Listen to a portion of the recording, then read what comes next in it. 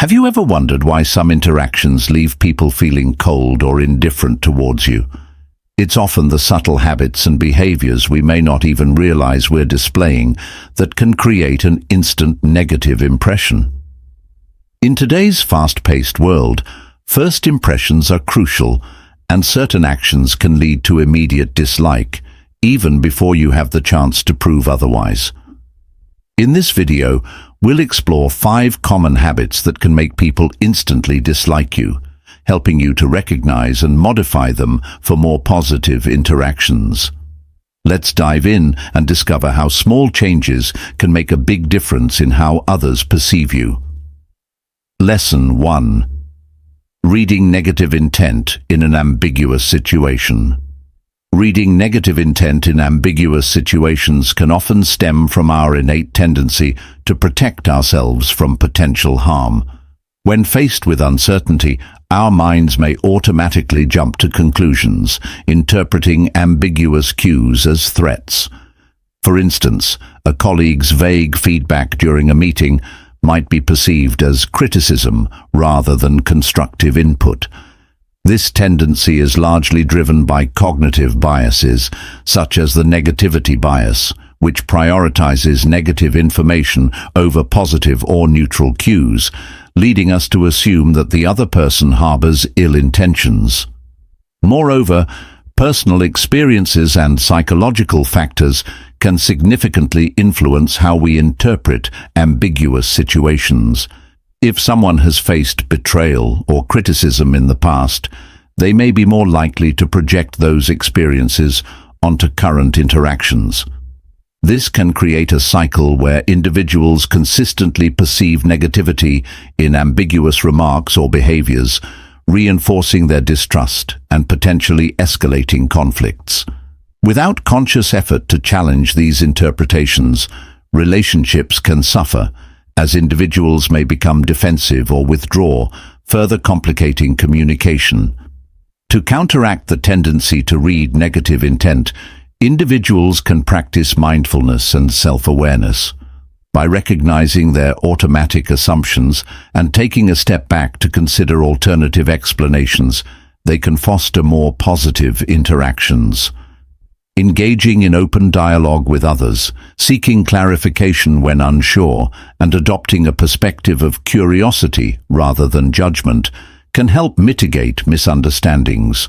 By consciously reframing ambiguous situations and striving for empathy, individuals can break the cycle of negativity and build healthier, more trusting relationships.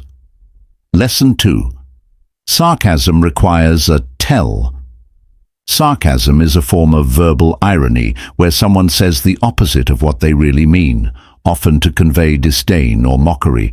For sarcasm to be understood, it typically requires a tell, which is a clue or signal that indicates the speaker's true intent. This can come in various forms, such as tone of voice, facial expressions, or contextual cues. Without these tells, the listener may misinterpret the intended message, leading to confusion or unintended offense. The importance of a tell in sarcasm lies in the fact that the spoken words alone are often insufficient to convey the underlying sentiment. For example, if someone says, "Oh, great job," in a flat or exaggerated tone while rolling their eyes, the listener can discern that the speaker is not genuinely praising their performance. In contrast, if the same statement is delivered with enthusiasm and a smile, it could be interpreted as a sincere compliment.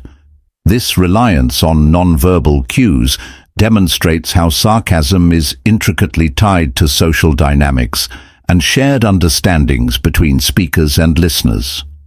Additionally, the effectiveness of sarcasm can vary across cultures and contexts. In some environments, sarcasm is a common and accepted form of communication, while in others it may be less understood or appreciated. This cultural difference underscores the importance of a tell, as what might be considered a humorous remark in one context could be perceived as offensive or confusing in another. Thus, being aware of the tells and understanding the social context is essential for both the speaker and listener to engage in sarcastic exchanges effectively. Lesson 3. Don't jump on every opportunity to call praise or attention to yourself. The inclination to seek praise and attention can often stem from a deep-seated need for validation, yet constantly jumping at opportunities to draw attention to oneself can be counterproductive. When individuals frequently seek out praise, they risk coming across as self-serving or insecure, which can alienate others. This tendency can undermine genuine connections, as relationships built on mutual respect and understanding often require a balance of giving and receiving attention. Instead of fostering meaningful interactions, a focus on self-promotion can create an environment where others feel overshadowed or undervalued. Moreover, the pursuit of attention can detract from one's ability to listen and learn from others. Engaging in a dialogue where one is preoccupied with self-promotion often leads to missed opportunities for collaboration and growth. By constantly redirecting conversations back to oneself, individuals may overlook valuable insights and contributions from those around them. In professional settings, this behavior can hinder teamwork and innovation, as ideas are not fully explored when attention is monopolized by a few voices. To cultivate a more enriching environment, it's essential to prioritize humility and the sharing of the spotlight. Finally, practicing restraint in seeking praise can lead to greater personal fulfillment and authenticity. By allowing achievements and contributions to speak for themselves, individuals can develop a reputation based on merit rather than self-aggrandizement. This approach not only fosters respect from peers, but also encourages a culture of appreciation for collective efforts. When people prioritize the success of the group over individual accolades, they create an atmosphere of collaboration that nurtures creativity and camaraderie. Ultimately, by choosing to celebrate the achievements of others and practice humility, individuals can build deeper, more meaningful relationships and foster a positive community. Lesson 4. You should not try to win each moment of banter. In conversations, especially those that involve banter, the goal is often to engage and entertain, rather than to dominate. Focusing too heavily on winning each moment can lead to a competitive atmosphere that stifles genuine connection. Banter should be playful and light-hearted, allowing all participants to express themselves and share in the fun. When you prioritize winning, you may inadvertently shut down the conversation, making others feel like they must compete rather than collaborate, which can lead to awkwardness or tension. Additionally, trying to win every moment can distract from the overall enjoyment of the interaction. Banter thrives on spontaneity and humor, and when individuals become overly concerned with their performance, they may miss opportunities for authentic humor and connection. The best moments often arise when someone takes a risk or shares a laugh at their own expense.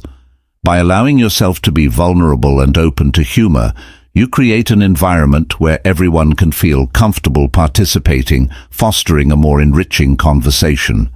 Finally, embracing the idea that not every moment needs to be a win can enhance your relationships. Conversations are about sharing experiences and perspectives, and when you prioritize connection over competition, you build stronger bonds with others.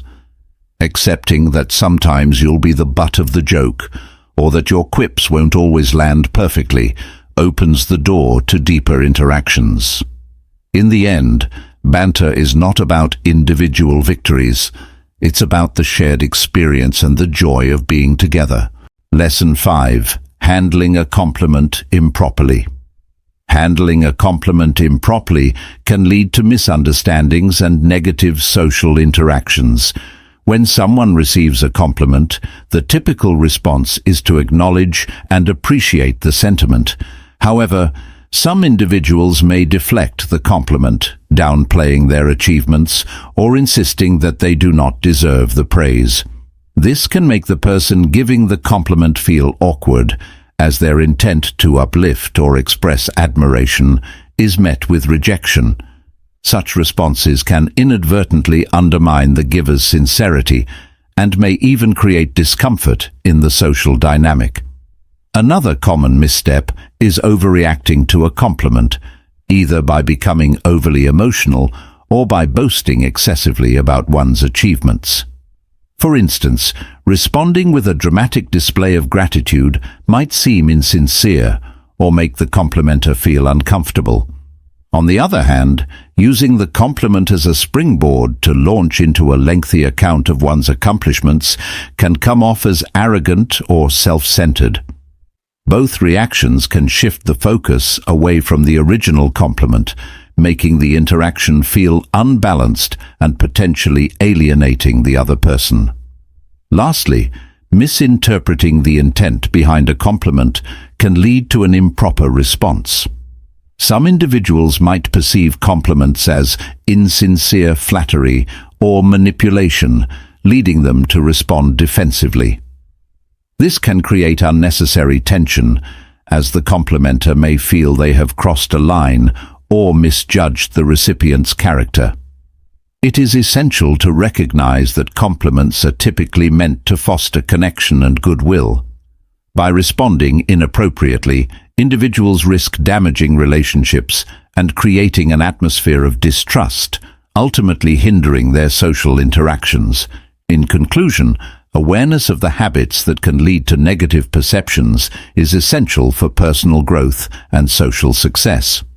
By avoiding behaviors such as constant negativity, excessive bragging, lack of respect for others, poor listening skills, and defensiveness, you can foster more positive interactions and build stronger relationships. Remember, the way we present ourselves and interact with others has a profound impact on how we are perceived. By consciously cultivating positive habits and addressing detrimental ones, you can create a more welcoming presence that attracts rather than repels. Ultimately, improving your social interactions not only enhances your relationships, but also enriches your personal and professional life.